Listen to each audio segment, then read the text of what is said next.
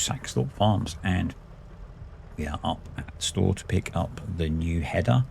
The store stuck it on the trailer for us because otherwise we'd have had to bring one of our little tiny combines up, and I'm not sure they'll pick that header up anyway. So for now we are just going to get it back to the farm and stick it in one of the sheds. And I have a slightly different video today for a big chunk of it, because you're going to watch me try and get the combine header in the shed, because I didn't pick the best shed to try and put it in. So yeah, you probably have a laugh. Yeah, so I had a really good suggestion for funding combine, which probably am going to take up in the last day of May, which was to head over to the Oaks and do a bunch more contracting. So probably going to do that. I'm not sure what contracts there will be, but I think we'll do similar. We'll load up all 3 tractors and head over there for whatever jobs we can get. I'll have a look before I set up whatever we're going to take with us. But potentially we can earn maybe half of the value of the combine in a day, which will be fine. We can then maybe think about borrowing the rest if we need to when harvest comes around in. We've got some fertilizing work to do on here, but that's pretty much it until harvest. So maybe in June we get all of our fields finished, and then we could just go off and work on contracts on both maps and see. There aren't any up on here at the moment except for baling, and we don't have a baling set up. So yeah, I decided to put the header in this shed, and thinking later maybe it wasn't the best idea because the header's almost as big as the shed. It's certainly about a third of the size of the shed, so I'm not sure the combine will actually fit in here. I should have used either of the bigger sheds, but that would have meant shuffling a lot of kit, and for some reason my brain didn't consider that. So here we go. We're going to use nearly every tractor that I own to try and get this done. Obviously using one of the Deutz 7 series is not going to work, but we've got smaller tractors, so we'll get it in most of the way, and then we'll do the shuffling with something smaller. The other thing that would have been really sensible is to move all the belts out of the way. But, why be sensible when you can try and rush things? So we do have the rolling to finish as well. Do that once the rain stopped, basically. So jumped in the Agro Star. I thought this might be a good option. It's a bit smaller. Obviously backing it into that shed would have been infinitely more sensible, but where's the fun in that? So I am at least taking the advice that I had to attach to the front of the tractor, and that does help because obviously the front wheels move quicker when you steer than the back in kind of lateral movement, so it definitely makes it easier. What doesn't make it easier is this not having a hitch on the front to attach a trailer to. So tractor swap number 2 coming up, and we are in the little tiny D52. This is probably a better choice anyway because it's pretty short wheelbase, it's relatively maneuverable, and it can at least move the trailer. So now the fun begins. So I did get very tempted to at one point to give up on this and just super strength it into the corner, but the other bit of me was really determined to actually try and do this, so didn't really have anything to do while I was waiting for the rain to pass anyway, and it seemed like a fun challenge. And basically I want to try and get it into the corner that it's almost coming into. So essentially we need to shuffle it across like a few feet, and how hard can that be? I think it probably helps that it's a dollied trailer in some ways, because it just seems to be more maneuverable. But yeah, there's not quite enough length what she said. And it doesn't help that I left the belt there. So we're going to move that in a minute. But I think it would have been a lot easier if I had gone for the opposite corner. So I think I could have just... It's because I'm having to try and turn it and back it up. And there's no room to do either, really. Whereas I would have been able to sweep through the way I was coming with the bigger tractor, push the back into the corner, push the front over. It would have been a fairly simple manoeuvre. But why go for simple when you can go for a really complex? And it's going to be a pain to get it out of the shed now. Once I get it into the corner, because we're going to have to move it out of the corner to get it out. You might have to back it out of the shed. I'm not sure. In real life, it would be so much easier to just hook some chains up to the back wheels and drag them sideways a bit. But, you know, probably wouldn't do the tyres much good, but would have saved me a lot of time. And I think this is the point where I move the conveyor belt out of the way. So we're going to pull the trailer across a bit to make some room. I'd forgotten that I had the conveyor belts in this shed until I opened the door. But yeah, I can guarantee there are a bunch of you getting very frustrated. But you know, it was an interesting challenge. I'll say that. Yeah, I just need to move it across a few feet. I think this is the point where I was really tempted to just push the trailer sideways with the back of the tractor. But we're not going to give up. I am not that easily defeated. So yeah, crash. I'm still working on the little mini side panel thing. What have I got left to do on there? So I got the mounts in on Wednesday evening for the control board. And that's just going to be hot glued in place once everything's finished. I've got the extra sheet of plywood I need coming to make the bottom of it, or the base. I need to cut the ends, stick those on, and then I'm going to screw the bottom on, so I need to put some kind of rails along the base to for that to sit on and to screw into. And I need to spray it and then stick it all in and wire it up. Sounds simple. I have gone. I asked about whether to have some rocker switches. So my original plan was 8 push buttons and 4 rocker switches. I've got 12 push buttons now, and then the 2 thumbsticks. And what I've done is I've put a rocker switch on the side because when I was trying to do something similar using a controller, to access all of the loader controls off of 1 thumbstick, you have to press a button. And I thought, actually, if I had that as a rocker switch, I could flick it on, and that would get me the other functions. I wouldn't have to hold it in, because that would probably risk the box sliding away from me. So I think I'm going to end up with spare functions that I'm not using, but it's a prototype, so we'll see how it goes. Yeah, I'm hoping to do a bit more this weekend on it, maybe. Depends how things go. I've got a few things to do around the house and stuff as well, that kind of thing. We are prepping for the teenager going off to uni. That is now 2 weeks away, which is kind of scary. So yeah, Mrs. D is helping her get herself somewhat organised. So we'll see. I desperately need to cut the grass, but it's been really it's been a bit rainy, very damp here. Not great for cutting grass, but I really need to do that this weekend if I can. Yeah, I really need to be more active as well.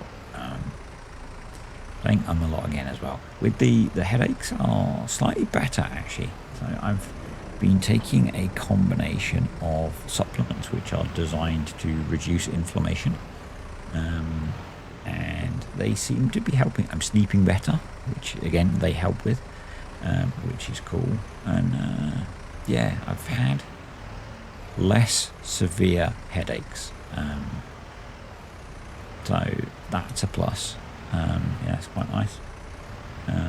Still waiting for an appointment with the specialist. I'm guessing that's going to be at least a month away. Who knows?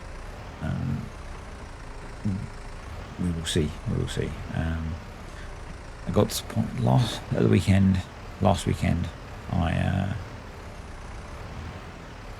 think I was just a bit fed up with having headaches, and I've been keeping a diary of them. We are winning on getting the trailer in the corner, and I got to the point where I was just fed up of filling it in basically every few hours, and so I just left it for a few days, and I just sort of wrote. But it's an app, but I just wrote a note in the app to say how the weekend was. I'm going to call this a win. I'm going to call this, done.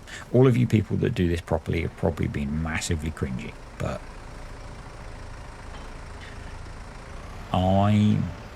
in the real world, I think the longest trailer I have maneuvered with a vehicle, is probably like 6-8 feet, something like that, and very little of it. Done stuff obviously with Dad and his boats, with maneuvering boats around on trailers, but a lot of that is moved by manpower, and it's very slow and controlled and quite easier. And generally you're going from one spot into another spot, and the route's very clear, and it's not complicated tight turns and things. So although the last time I did stuff with my dad, they did have a little compact tractor at the sailing club that he's part of now, and they moved it with the compact tractor. Well, they pushed it. They were the muscle. I was steering, and you probably, why am I steering? Because I crash in games, because that was the real world, not a game. Yeah. Someone did ask about that, and obviously in the real world I don't drive the way I drive in a video game. Some of you, I guess, are mega into the simulation side of this, and driving super precisely. Clearly I don't, so is what it is. It's a video game for me. I know the difference between a video game and the real world, so not knocking you if you are someone who has to do that super precise driving in video games, but I've had that with actually this game that I'm starting to get a bit bored of again, Battle Pirates, that years of playing that you had to do. It's not driving like this, it's driving like point and click and control and stuff, but there was a lot of that where you had to be super precise, and I had my fill of that, of kind of super high precision, so I don't do that anymore. I don't do that in that game anymore. I'm much less, I care much less about it. So yeah, that's the saying. I have had a few accidents in the real world, but not as many as I have in game, because otherwise I probably wouldn't have a driver's license anymore, Oh, I saw, probably the second time I've ever seen one, actually. I was driving to a meeting yesterday, and I was on a major A road here, so it was a 3-lane A road, and I looked in the mirror and said, that car's coming incredibly quickly. It was in the outside, I was in the middle lane, it was in the outside lane, it was going very fast, and then just behind it was another car going very fast with all its big blue lights flashing, and the car in front got stuck behind a bit of traffic, and it became quite obvious that they were trying to evade the police, because they were then swerving, trying to get past the I think at that point it was dual carriageway, actually, and a van was overtaking a car, and yeah, they then disappeared into the distance, annoyingly. So I didn't see the conclusion of the high-speed chase, but I think that's only the second time I've seen something like that. The first time was when I lived in Bristol, and we were going to, I think we were going to the hospital in central Bristol, and a car, it was pretty late, it's very late or very early in the morning, like ridiculously so, even for me,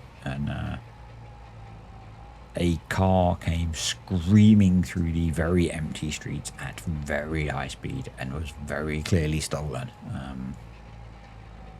It's the only place I've had a car stolen. It's the only place I've had a car stolen. It's in Bristol.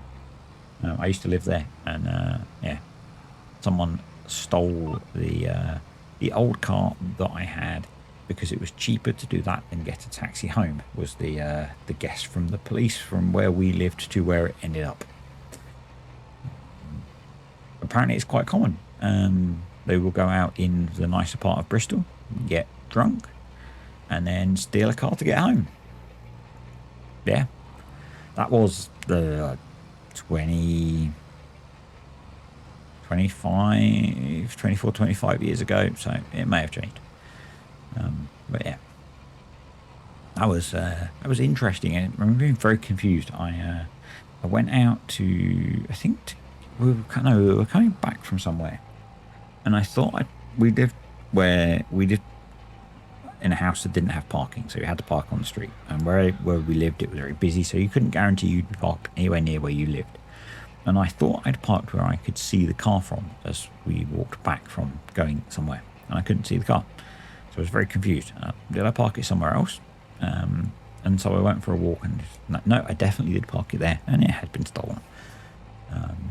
It was found, I think, about a week later, because they'd only broken one window to get in, and it'd been parked reasonably legally, and so it took a while for anyone to notice and report it.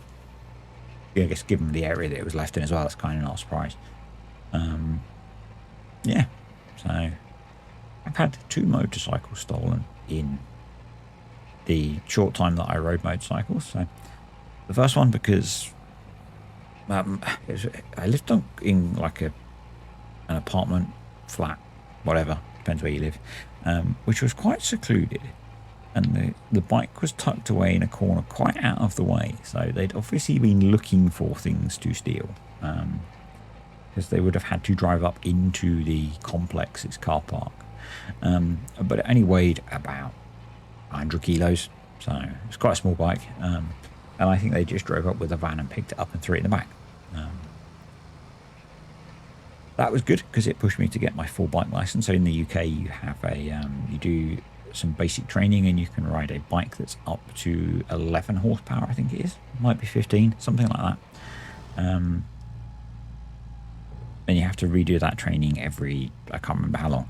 And I did that, and I then kind of waited for a bit, and I was riding a smaller bike, and then that was stolen. So I was like, right, before I buy another bike, I'm going to get my full license. So that pushed me to do that. And then I can't remember how many years ago it was now. Probably 10 years ago more now. The bike that I had was stolen. I'd stopped riding it anyway, having seen someone have a fatal accident on a motorcycle on my way to work. I'd stopped riding it, but yeah, it's kind of annoying. I just tried to sell it a couple of times and not had much luck, and yeah, a bit frustrating because it wasn't insured at that point either. So basically it went, and I got no money for it, but in-laws were happy because it went. Parents were happy because it went, obviously with Dad having had a very serious motorcycle accident in his, I think he was in his very early 20s. Yeah, ultimately that was a life-changing motorcycle accident, so they were never happy that I rode a motorcycle, but it was kind of one of those things we'd do. So the more I don't know whether I've spoken about this. I was at a point in my life, you could call it a midlife crisis. I was freshly divorced, so, and it was like, do I buy a fast car or a fast bike? I wanted to do something. You know, I wanted one or two. I test drove a bunch of really nice cars. It was really tempting, and then I spent a month working in the States with 2 guys who were bike mad. One was an ex-RAF motorcycle display team rider, and the other one just liked bikes. And after a month of them talking about bikes most evenings, it was like, I'm going to get a bike. I'm going to get a bike. So, yeah, that's that story, I guess. Pretty much done with rolling the field. We're just waiting to get back to the last bit that needs rolling. as I said, apart from some fertilizing, I think we've done all the weeding we need to do, so it should just be some fert to spray. Our crops will be done. So until we might get harvest in July, I'm not sure. But until we do, basically we can either skip time or contract. So if you know me, that probably means we're going to contract. To keep some variety, I will probably try and alternate a bit between the maps and the kind of things that we do. But yeah, we're going to be getting into some contracting work. We have a £400,000 combine to try and buy, and we have £800 in the bank. And by the time we've skipped ahead to the next morning, and no, we won't have to make a loan payment. We might be all right. We don't have to make a loan payment until the end of the month, I don't think. But I suspect we're going to be broke tomorrow morning. So anyway, thanks for watching. Hope you enjoyed the video. If you did, click the like button. Any comments, questions, or suggestions, stick them below, and I will see you next time on Saxthorpe Farms.